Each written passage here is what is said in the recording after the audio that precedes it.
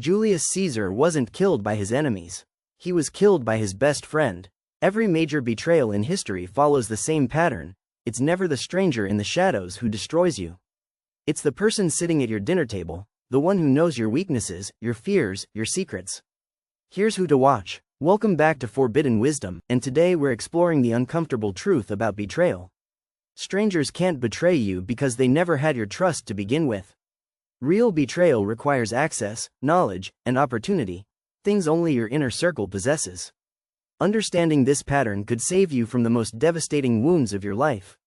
Here's the brutal reality. 95% of all betrayals come from people within your inner circle. Not from enemies, not from strangers, not from people who obviously dislike you.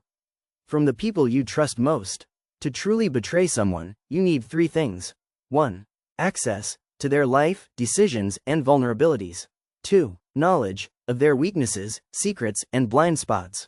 3. Opportunity. The perfect moment when their guard is down. Only people close to you have all 3. This isn't paranoia, it's pattern recognition based on thousands of years of human behavior. Let's break down exactly who poses the greatest betrayal risk in your life. Category number 1. The ambitious protégé. The person you mentored who now wants your position. You taught them everything they know. You gave them opportunities, shared your wisdom, opened doors they couldn't open themselves. But ambition is a hungry beast, and eventually, they start seeing you as an obstacle rather than a mentor. Warning signs are: they start questioning your methods publicly.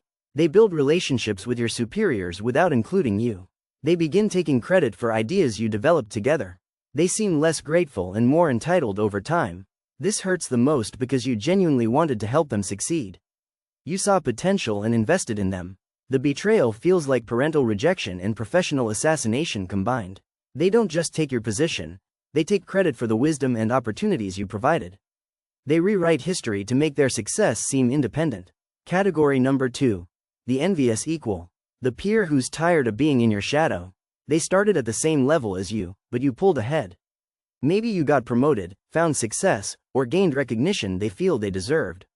Their friendship becomes poisoned by resentment disguised as support. The betrayal pattern goes like this. They smile to your face while undermining you behind your back. They share your failures and struggles with others while hiding your successes. They give you bad advice disguised as helpful guidance. They reveal your secrets to mutual friends or colleagues. Warning signs are: they seem less excited about your good news over time. They always have a realistic and negative perspective on your opportunities. They remember your failures better than your successes. They make subtle digs disguised as jokes or concern. You think you have a peer who understands your journey, but they're actually documenting your weaknesses to use against you later. They don't attack you directly. They poison your reputation slowly, plant seeds of doubt about your character, and position themselves as the more reliable alternative. Category number 3. The desperate dependent. The third and most dangerous category. The person who depends on you but resents that dependence. You've been supporting them, financially, emotionally, or professionally. They need you, but that need breeds resentment. They start to blame you for their dependency rather than thanking you for your support. Dependency erodes self-respect. Rather than feeling grateful, they start feeling diminished. Betraying you becomes their way of reclaiming power and self-worth. They don't just leave or cut ties. They actively try to damage you as they exit, justifying it as liberation from your control.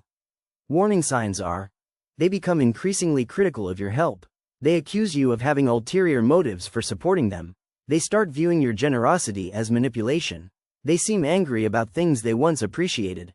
Every revolution involves the oppressed turning against their former protectors. The dynamic that once seemed supportive becomes reframed as exploitation. Modern examples are: the family member you financially supported who turns others against you. The friend you helped through tough times who now tells people you're controlling. The romantic partner you supported who leaves you for someone who doesn't try to change them. They convince themselves, and others, that you were the problem all along. Your support becomes control, your care becomes manipulation, your investment becomes making them dependent. Here's what connects all 3 categories. Proximity breeds opportunity, and opportunity breeds temptation. People don't betray strangers because there's no emotional payoff. Real betrayal is about power, status, and self-image. Only people close to you can provide the emotional satisfaction that comes from defeating someone who once had power over them. The protection strategy. 1. Monitor changes in gratitude. When appreciation turns to entitlement, danger is near. 2. Watch for relationship reframing. When your support becomes control in their narrative. 3. Notice alliance building. When they start building relationships that exclude you. 4. Track emotional temperature. When they seem less happy about your successes. You can't prevent betrayal by being nicer or more generous. Often, excessive kindness makes it worse by increasing their sense of dependency and resentment. Betrayal doesn't come from strangers because strangers don't have access to destroy what matters to you. It comes from the people you trusted with that access. This doesn't mean you should stop trusting or helping people. It means you should watch for the warning signs and understand that betrayal is often about the betrayer's psychological needs, not your failures.